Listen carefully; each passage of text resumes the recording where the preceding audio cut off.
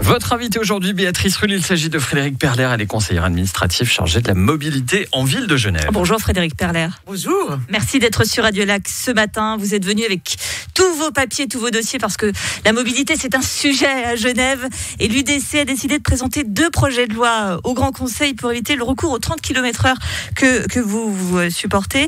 Un premier donc texte qui permettrait cette réduction de la vitesse uniquement si un revêtement phono-absorbant n'est pas suffisant. Le second texte lui propose 100 millions de francs pour poser ces revêtements sur les routes cantonales. Bonne ou mauvaise initiative ?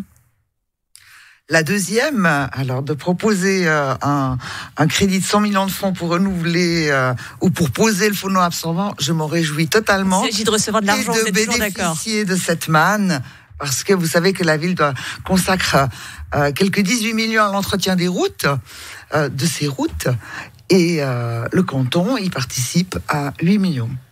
Mais tout de même, on va revenir sur le premier texte qui lui peut un petit peu moins vous plaire. C'est celui qui met en condition en fait, le revêtement phono-absorbant uniquement, la réduction de la vitesse, uniquement si le revêtement phono-absorbant n'est pas suffisant. C'est vrai qu'on se demande si cette généralisation du 30 km/h dans l'hypercentre et également, on va le rappeler, de nuit pour les grands centres urbains est bien nécessaire. Bien sûr que c'est absolument nécessaire pour plusieurs raisons. Le Conseil administratif l'a réaffirmé il y a quelques mois et préconise le 30 km/h sur tout le territoire communal. D'une part, pour des raisons de santé. Le bruit est une maladie qui atteint beaucoup de nos concitoyens. Il y a plus de bruit en ville qu'à la campagne, ça tout le monde le sait. Il y a plus de bruit en ville qu'à la campagne, c'est pas une justification pour en faire encore plus avec le bruit routier. Le fait de diminuer la vitesse à 30 km/h apaise. L'effet de 2-3 décibels en moins donne une impression à l'oreille de beaucoup moins. Donc c'est une question de santé pour les riverains. 125 000 riverains qui sont impactés sur le canton par le bruit, quel qu'il soit. Donc, c'est pour des questions de santé, c'est pour des questions de pollution et c'est pour des questions de fluidité du trafic aussi. À 30 km/h, si tout le monde roule à 30 km/h, eh bien, on évite les bouchons. Et on a une fluidité du trafic. Sauf que ça concerne également ces grands centres urbains, c'est ce que pointe l'UDC. Si ces routes principales, elles servent à fluidifier le trafic normalement, si elles sont à 30 km/h, peut-être que les automobilistes qui nous écoutent, voire sûrement, vont hésiter à les utiliser, voire plus. Elles perdent de leur intérêt. Alors, ce qui est important, c'est de pouvoir quand même libérer la voirie pour les personnes qui en ont besoin.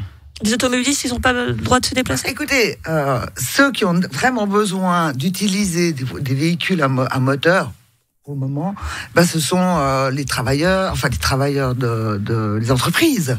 Les entreprises doivent pouvoir circuler, doivent pouvoir continuer à livrer. Il y a aussi des familles avec enfants qui ont besoin de la voiture pour pouvoir mettre leurs affaires. Écoutez, ça c'est des choix, mais 45% des ménages en ville de Genève n'ont pas d'automobile. Donc il n'y a pas de raison que la totalité des habitants de la ville de Genève subissent le bruit des autres.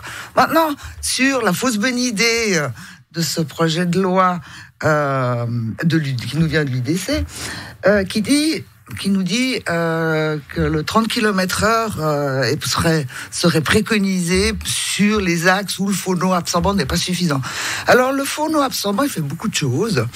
C'est vrai qu'il diminue le bruit routier, mais il diminue le bruit du frottement pneumatique sur les routes.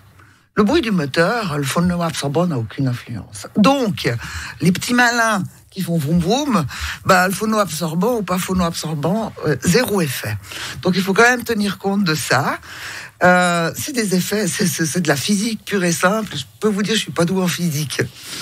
Mais la vraie question derrière tout ça, est-ce que c'est pas tout simplement oui ou non à la voiture, voire à la bagnole en ville, Frédérique Perler ? Je dirais pas ça. La voiture, elle est nécessaire pour certaines personnes. Une personne à mobilité réduite, elle doit pouvoir se déplacer. D'accord que si on réduit de plus en plus les champs de cette voiture, in fine, c'est l'interdit. Moi, je le dis pas comme ça. je dis que la voiture, ça peut être utile, mais elle doit être vraiment utilisée avec parcimonie. Du reste, c'est aussi le terme qui est utilisé dans ce projet de loi. C'est que la réduction de vitesse doit s'utiliser avec parcimonie. Moi, j'ai la vision exactement inverse. Vous vous rappelez que vous êtes une élue vert, hein? Oui, j'ai la vision exactement inverse. Alors, il y a des personnes qui ont besoin d'un véhicule automobile et ça peut être utile.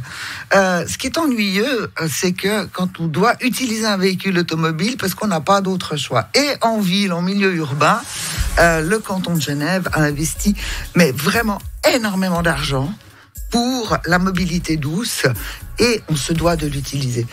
Pour demander à la population de renoncer à un véhicule automobile où on est tout seul, où on transporte 2000 kilos de ferraille, etc., et on gaspille de l'énergie et on pollue, eh bien, on doit offrir une alternative. Et ces alternatives, à Genève, elles sont là. Un mot avant que vous nous quittiez.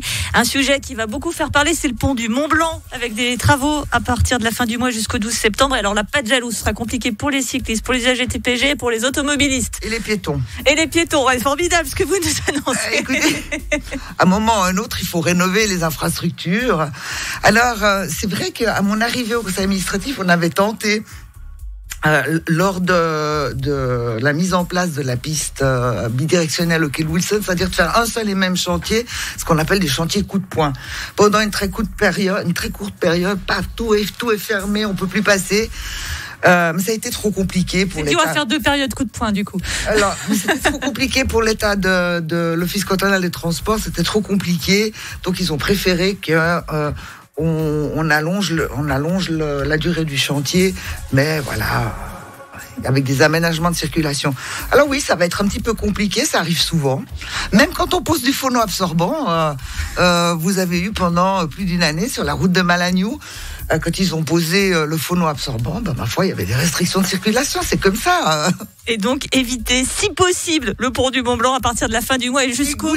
Et goûter au transport public. Voilà, on a 2 jambes, autant s'en servir. Merci Frédéric Perler, pour la santé. conseiller administratif chargé de la mobilité en ville de Genève. Merci à vous. Merci.